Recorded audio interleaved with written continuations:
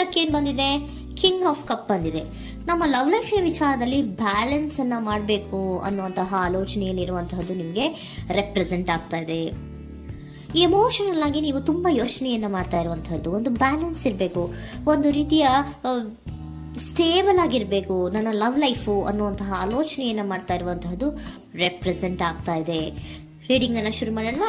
Okay, ಇನ್ past ಅಲ್ಲಿ ನಾನು ಇವಾಗ ರೀಡಿಂಗ್ ಅನ್ನ ತಗೋತಾ ಇರೋದು ಯಾವ್ದು ಗೊತ್ತಾ? ಸೊ ಪಾಸ್ಟ್ ನ ಬಗ್ಗೆ ಮತ್ತೆ ನಿಮ್ಮ ಲವ್ ಲೈಫಿನ ಪಾಸ್ಟ್ ನ ಬಗ್ಗೆ, ಅಟ್ ಪ್ರೆಸೆಂಟಿನ ಬಗ್ಗೆ, ಹಾಗೇನೆ ಇಮಿಡಿಯೇಟ್ ಫ್ಯೂಚರಿನ ಬಗ್ಗೆ ನಾನು ರೀಡಿಂಗ್ ಅನ್ನ ತಗೋತಾ ಇರೋದು. ಓಕೆನಾ? So bottom of the duck ಅಲ್ಲಿ ಏನಿತ್ತು? So bottom of the duck ನಿಮ್ಗೆ ಏನ್ ಬಂದಿತ್ತು? ಭಾವನಾತ್ಮಕವಾಗಿ ಯೋಚನೆ ಮಾಡುವಂತಹದ್ದು, ಒಂದು ರೀತಿಯ ಸ್ಟೇಬಲ್ ಆಗಿ ಇರಬೇಕು, ಬ್ಯಾಲೆನ್ಸ್ ಅನ್ನ ಮಾಡಬೇಕು ನಮ್ಮ ಲವ್ ಲೈಫಿನಲ್ಲಿ ಅನ್ನುವಂತಹ ಆಲೋಚನೆಯನ್ನ ಮಾಡ್ತಾ ಇರುವಂತಹದ್ದು ಕಿಂಗ್ ಆಫ್ ಕಪ್ಸ್ ನಿಮ್ಮ ಬಾಟಮ್ ಆಫ್ ದ ಡಕ್ ಅಲ್ಲಿ ಬಂದಿತ್ತು. ಅಂದ್ರೆ ನಿಮ್ಮ ಪಾಸ್ಟ್ ನಲ್ಲಿ ಏನಾಗಿತ್ತು? ಸೊ ನೀವು ಬಹಳಷ್ಟು ಯೋಚನೆ ಮಾಡಿನೇ, ನಿಮ್ಮ ಅಂತರಾತ್ಮದ ಮಾತನ್ನ ಕೇಳಿಯೇ ನೀವು ಬಹಳಷ್ಟು ಯೋಚನೆಯನ್ನ ಮಾಡಿ ನೀವು ಕೆಲವೊಂದು ಪ್ರಪೋಸಲ್ ಗಳನ್ನ ಮಾಡಿರೋ, ನಿಮ್ಮ ಲವ್ ಲೈಫಿನ ವಿಚಾರದಲ್ಲಿ ಕೆಲವೊಂದು ಪ್ರಪೋಸಲ್ ಗಳನ್ನ ಮಾಡಿರುವಂತಹದ್ದು ಅಥವಾ ಪ್ರಪೋಸಲ್ ಗಳನ್ನ ನೀವು ಸ್ವೀಕರಿಸಿರುವಂತಹದ್ದು. ಓಕೆನಾ? ಸೊ ಎಮೋಷನಲ್ ಆಗಿ ಏನಾಗಿತ್ತು? ನೀವಿಬ್ರು ಸಮಾಧಾನವಾಗಿ ಇದ್ರಿ, ಸಾಮರಸ್ಯದಿಂದ ಇರ್ತಿತ್ತು, ಮತ್ತೆ ಲವ್ ಲೈಫಿನ ವಿಚಾರದಲ್ಲಿ ಒಂದು ಫುಲ್ಫಿಲ್ಮೆಂಟ್ ಇರ್ತಿತ್ತು. ಹೌದಾ? ನಿಮ್ಮ ಪಾಸ್ಟ್ ನಲ್ಲಿ ಬಹಳಷ್ಟು ಯೋಚನೆ ಮಾಡಿಯೇ ಕೆಲವೊಂದು ಫುಲ್ಫಿಲ್ಮೆಂಟ್ ಗಳು ಇರುತ್ತೆ ಅನ್ನುವಂತಹ ಆಲೋಚನೆಯನ್ನು ಮಾಡಿಯೇ ನೀವು ಕೆಲವೊಂದು ಪ್ರಪೋಸಲ್ ಗಳನ್ನ ಮಾಡಿರುವಂತಹದ್ದು ಅಥವಾ ಪ್ರಪೋಸಲ್ ಗಳನ್ನ ನೀವು ಸ್ವೀಕರಿಸಿರುವಂತಹದ್ದು ನಿಮ್ಮ ಲವ್ ಲೈಫಿನ ವಿಚಾರದಲ್ಲಿ ರೆಪ್ರೆಸೆಂಟ್ ಆಗ್ತಾ ಇದೆ. ಆದ್ರೆ ಅಟ್ ದ ಪ್ರೆಸೆಂಟ್ ನಲ್ಲಿ ಏನಾಗ್ತಾ ಇದೆ? ಅಟ್ ದ ಪ್ರೆಸೆಂಟ್ ನಲ್ಲಿ ನೀವ್ ಯಾಕೋ ಆಲೋಚನೆಯನ್ನ ಮಾಡ್ತಾ ಇರುವಂತಹದ್ದು ರೆಪ್ರೆಸೆಂಟ್ ಆಗ್ತಾ ಇದೆ ನಿಮ್ಮ ಲವ್ ಲೈಫಿನ ವಿಚಾರವಾಗಿ. ನೋಡಿ, 7 ಆಫ್ ಪೆಂಟಿಕಲ್ಸ್ ಬಂದಿದೆ. ಸೊ 7 ಆಫ್ ಪೆಂಟಿಕಲ್ಸ್ ಏನನ್ನ ರೆಪ್ರೆಸೆಂಟ್ ಮಾಡುತ್ತೆ? ಪೀರಿಯಡ್ ಆಫ್ ಕಾಂಟೆಂಪ್ಲೇಷನ್, ಏನೋ ಒಂದು ಯೋಚನೆಯನ್ನ ಮಾಡ್ತಾ ಇರುವಂತಹದ್ದು ನಿಮಗೆ ರೆಪ್ರೆಸೆಂಟ್ ಆಗ್ತಾ ಇದೆ. ಯಾಕೋ ನನ್ನ ಲವ್ ಲೈಫಿನಲ್ಲಿ ಮುಂದೆ ಮುಂದೆ ಹೋಗ್ತಾ ಇಲ್ವಲ್ಲ, ಏನಿದು ಇಷ್ಟು ಸ್ಲೋ ಪ್ರೋಗ್ರೆಸ್ ಅಲ್ಲ ಅನ್ನುವಂತಹ ಆಲೋಚನೆಯನ್ನ ನೀವು ಮಾಡ್ತಾ ಇರುವಂತಹದ್ದು ರೆಪ್ರೆಸೆಂಟ್ ಆಗ್ತಾ ಇದೆ. ಲಾಂಗ್ ಟರ್ಮಿನ ವ್ಯೂಸಿನ ಬಗ್ಗೆ ನೀವು ಹೆಚ್ಚು ಗಮನವನ್ನ ಕೊಡ್ತಾ ಇದ್ದೀರಾ. ಸೊ ನಮ್ಮ ಲವ್ ಲೈಫ್ ಎನ್ನುವುದು ಲಾಂಗ್ ಟರ್ಮಿನಲ್ಲಿ ಕೂಡ ನಮಗೆ ಚೆನ್ನಾಗಿರ್ಬೇಕು. ಆದ್ರೆ ಯಾಕೆ ಏನೋ ಒಂದು ರೀತಿಯ ಪ್ರೋಗ್ರೆಸ್ ಇಲ್ವಲ್ಲ ಲವ್ ಲೈಫ್ನಲ್ಲಿ,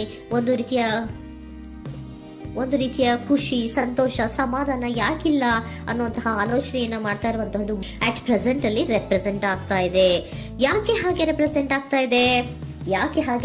ಆಗ್ತಾ ಇದೆ ಅಂದ್ರೆ ನೋಡಿ, devil card and 8 of cups.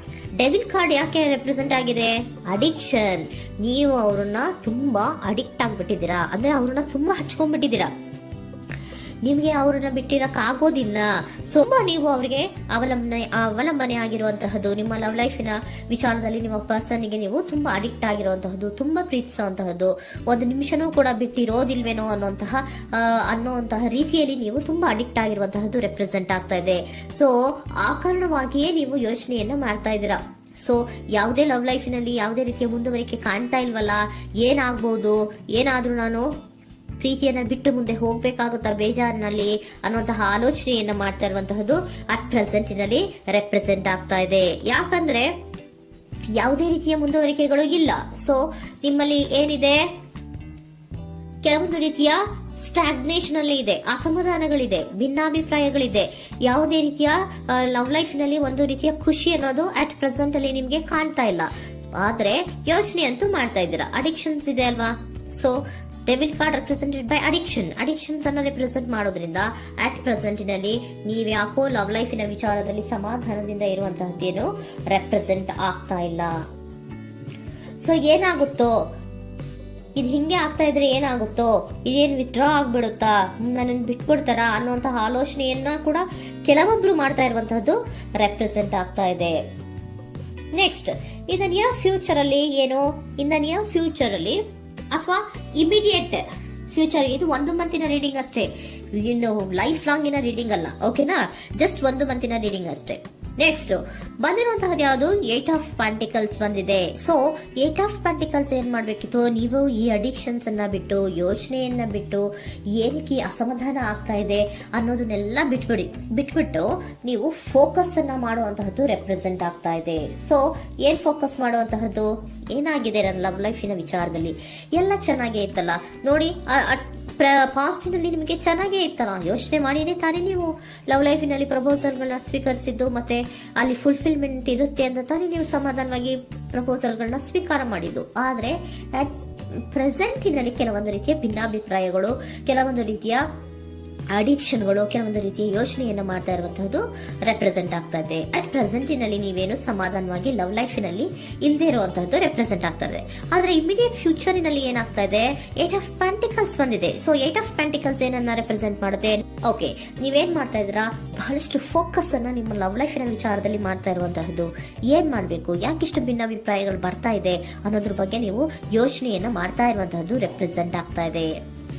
ನೋಡಿ, ಅದರ ಬಗ್ಗೆ ಹಾರ್ಡ್ ವರ್ಕ್ ಅನ್ನ, ಲವ್ ಲೈಫಿನ ವಿಚಾರವಾಗಿ ಸ್ವಲ್ಪ ಹಾರ್ಡ್ ವರ್ಕ್ ಅನ್ನ ಮಾಡ್ತಾ ಇರುವಂತಹದ್ದು ರೆಪ್ರೆಸೆಂಟ್ ಆಗ್ತಾ ಇದೆ. ಸೊ ಬಹಳಷ್ಟು ಕಮಿಟ್ಮೆಂಟ್ ಅನ್ನ ಇಟ್ಕೊಂಡು ಇದನ್ನ ನಾನು ಸರಿ ಮಾಡ್ಕೊಳ್ಳೇಬೇಕು ಅನ್ನುವಂತಹ ಆಲೋಚನೆಯನ್ನ ಮಾಡ್ತಾ ಇರುವಂತದ್ದು. ಸರಿ ಆಗ್ಲೇಬೇಕು, ಈ ಎಲ್ಲಾ ರೀತಿಯ ಅಸಮಾಧಾನಗಳಿಂದ ನಾನು ಆಚೆ ಬರಬೇಕು, ಸಮಾಧಾನವಾಗಿರ್ಬೇಕು, ಬ್ಯಾಲೆನ್ಸ್ ಅನ್ನ ಮಾಡಬೇಕು ಅನ್ನೋದನ್ನ ನೀವು ಇಟ್ಕೊಂಡು ನೀವು ಹಾರ್ಡ್ ವರ್ಕ್ ಅನ್ನ ನಿಮ್ ಲವ್ ಲೈಫಿನ ವಿಚಾರದಲ್ಲಿ ಮಾಡ್ತಾ ಇರುವಂತದ್ದು ರೆಪ್ರೆಸೆಂಟ್ ಆಗ್ತಾ ಇದೆ. ನೆಕ್ಸ್ಟ್ ಕಾರ್ಡ್ ಕೂಡ ನಿಮ್ಗೆ ಕಿಂಗ್ ಆಫ್ ಸೋರ್ಟ್ಸ್ ಬಂದಿದೆ. ಸೊ ಕಿಂಗ್ ಆಫ್ ಸೋರ್ಟ್ಸ್ ಏನನ್ನ ರೆಪ್ರೆಸೆಂಟ್ ಮಾಡುತ್ತೆ?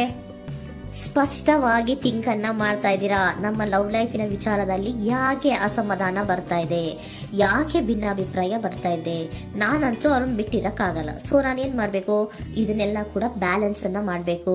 ಅದಕ್ಕೆ ನಾನು ಏನ್ ಮಾಡ್ಬೇಕು, ಫೋಕಸ್ ಅನ್ನ ಮಾಡ್ಬೇಕು. ಫೋಕಸ್ ಅನ್ನ ಮಾಡಿ ಅಲ್ಲಿ ನೀವು ಕರೆಕ್ಟ್ ಆಗಿ ಕ್ಲಿಯರ್ ಥಿಂಕಿಂಗ್ ಅನ್ನ ಮಾಡಿ, ಒಂದು ಸ್ಟ್ರಾಂಗ್ ವಿಲ್ ಪವರ್ ಅನ್ನ ಇಟ್ಕೊಂಡು ನೀವು ಮೆಚ್ಯೂರ್ ಆಗಿ ಥಿಂಕ್ ಮಾಡಿ ಕೆಲವೊಂದು ರೀತಿಯ ನಿರ್ಧಾರಗಳನ್ನ ಮಾಡುವಂತಹದ್ದು ರೆಪ್ರೆಸೆಂಟ್ ಆಗ್ತದೆ. ನೋಡಿ, ಸ್ಟ್ರಾಂಗ್ ಆಗಿ ಒಂದು ವಿಲ್ ಪವರ್ ಅನ್ನ ಇಟ್ಕೊಂಡು ಫೋಕಸ್ ಅನ್ನ ಮಾಡಿ ನೀವು ನಿಮ್ಮ ಲವ್ ಲೈಫಿನ ವಿಚಾರದಲ್ಲಿ ಬಹಳಷ್ಟು ಧೈರ್ಯದಿಂದ ನಿಮ್ಮ ಲವ್ ಲೈಫಿನ ವಿಚಾರವನ್ನ ಅಥವಾ ಲವ್ ಅನ್ನ ನೀವು ಬ್ಯಾಲೆನ್ಸ್ ಅನ್ನ ಮಾಡುವಂತಹದ್ದು ರೆಪ್ರೆಸೆಂಟ್ ಆಗ್ತಾ ಇದೆ. ಈಗ ಅಟ್ ಪ್ರೆಸೆಂಟ್ ಅಲ್ಲಿ ನಿಮಗೆ ಬೇಜಾರಿರಬಹುದು, ವಿಧಾನಗಳಿರಬಹುದು, ಆದ್ರೆ ಇನ್ ನೆಕ್ಸ್ಟ್ ನಿಂದ ನಿಯರ್ ಫ್ಯೂಚರ್ ಅಲ್ಲಿ ನೀವು ಅದನ್ನ ಫೋಕಸ್ ಮಾಡುವಂತಹದ್ದು, ಅದರ ಕಡೆಗೆ ಹೆಚ್ಚು ಗಮನವನ್ನ ಕೊಡೋದು, ಕ್ಲಾರಿಟಿಯ ಥಿಂಕಿಂಗ್ ಅನ್ನ ಮಾಡುವಂತಹದ್ದು, ಕ್ಲಿಯರ್ ಆಗಿ ಥಿಂಕಿಂಗ್ ಅನ್ನ ಮಾಡೋದು, ಕ್ಲಾರಿಟಿಗೆ ಬರುವಂತಹದ್ದು, ಧೈರ್ಯವಾಗಿ ಮುಂದೆ ಹೋಗುವಂತಹದ್ದು ನಿಮ್ಗೆ ರೆಪ್ರೆಸೆಂಟ್ ಆಗ್ತಾ ಇದೆ. ಅದೇ ನಿಮಗೆ ಬಾಟಮ್ ಆಫ್ ದ ಡಕ್ ಬಂದಿರುವಂತಹದ್ದು ಕಣ್ರಿ, ಕಿಂಗ್ ಆಫ್ ಕಪ್ಸ್ ಬಂದಿದೆ. ಸೊ ಕಿಂಗ್ ಆಫ್ ಕಪ್ಸ್ ಏನು, ನೀವು ಭಾವನಾತ್ಮಕವಾಗಿ ಯೋಚನೆ ಮಾಡ್ತಿದ್ದೀರಾ, ನಿಮ್ಮ ಲವ್ ಲೈಫಿನ ವಿಚಾರದಲ್ಲಿ ಒಂದು ಬ್ಯಾಲೆನ್ಸ್ ಅನ್ನ ಮಾಡಬೇಕು ಅನ್ನುವಂತಹ ಆಲೋಚನೆಯನ್ನ ಮಾಡ್ತಾ ಇರುವಂತಹದ್ದು. ಓಕೆನಾ? ಹಾಗಿದ್ರೆ ಏಂಜಲ್ ಗೈಡೆನ್ಸ್ ನಿಮ್ಗೆ ಏನ್ ಕೊಡ್ತಾರೆ ಅನ್ನೋದನ್ನ ನೋಡೋಣವಾ? Okay, be assertive, very good, trust. ನೋಡಿ, ದೃಢವಾಗಿ ಇರಿ, ಏನೂ ಆಗಿಲ್ಲ. ನೀವು ಅಷ್ಟೊಂದು ಯೋಚನೆಯನ್ನ ಮಾಡುವಂತಹದ್ದೇನೂ ಆಗಿಲ್ಲ. ಕೆಲವೊಂದು ರೀತಿಯ ವೇರಿಯೇಷನ್ಗಳಾಗಿರುತ್ತೆ. ಸೊ ವೇರಿಯೇಷನ್ಗಳಾಗಿದ್ರೂ ಕೂಡ ನೀವು ಫೋಕಸ್ ಅನ್ನ ಮಾಡ್ತೀರಾ, ಅದರಲ್ಲಿ ನಿಮ್ಗೇನು ನಷ್ಟ ಏನೂ ಆಗಲ್ಲ, ಅಥವಾ ನೀವೇನನ್ನೂ ಕೂಡ ಕಳ್ಕೊಂಡು ನೀವು ಆಚೆ ಬರಲ್ಲ. ಫೋಕಸ್ ಅನ್ನ ಮಾಡಿ ಕರೆಕ್ಟ್ ಆಗಿ ಕ್ಲಿಯರ್ ಥಿಂಕಿಂಗ್ ಅನ್ನ ಮಾಡಿ ನೀವು ಕರೆಕ್ಟ್ ಆಗಿ ಮಾತಾಡ್ಬಿಟ್ರೆ ನಿಮ್ಮ ಲವ್ ಲೈಫಿನಲ್ಲಿ ಬ್ಯಾಲೆನ್ಸ್ ಅನ್ನೋದು ಬಂದ್ಬಿಡುತ್ತೆ. ಓಕೆನಾ? ಬಿ ಅಸರ್ಟಿವ್, ದೃಢವಾಗಿರಿ, ಧೈರ್ಯವಾಗಿರಿ, ಟ್ರಸ್ಟ್, ನಂಬಿಕೆಯಿಂದ ಇರಿ, ಏನೂ ಆಗಲ್ಲ. ನೀವು ಅಷ್ಟೊಂದು ಅಸಮಾಧಾನ ಮಾಡ್ಕೊಂಡು ಅಷ್ಟೊಂದು ಬೇಜಾರನ್ನ ಮಾಡ್ಕೊಂಡು ಏನಾಗ್ತಿದೆಯೋ ಅಂತ ಗಾಬರಿ ಪಡುವಂತಹದ್ದೇನೂ ಆಗಿಲ್ಲ. ಸ್ವಲ್ಪ ವೇರಿಯೇಷನ್ಗಳಾಗಿದ್ರೂ ಕೂಡ ಇನ್ ನಿಯರ್ ಫ್ಯೂಚರ್ನಲ್ಲಿ ನಿಮಗೆ ಸಮಾಧಾನ ಆಗುತ್ತೆ, ಖುಷಿ ಆಗುತ್ತೆ. ನಿಮ್ಮ ಲವ್ ಲೈಫಿನ ವಿಚಾರದಲ್ಲಿ ಕೆಲವೊಂದು ಬ್ಯಾಲೆನ್ಸ್ಗಳನ್ನ ಮಾಡ್ತೀರಾ.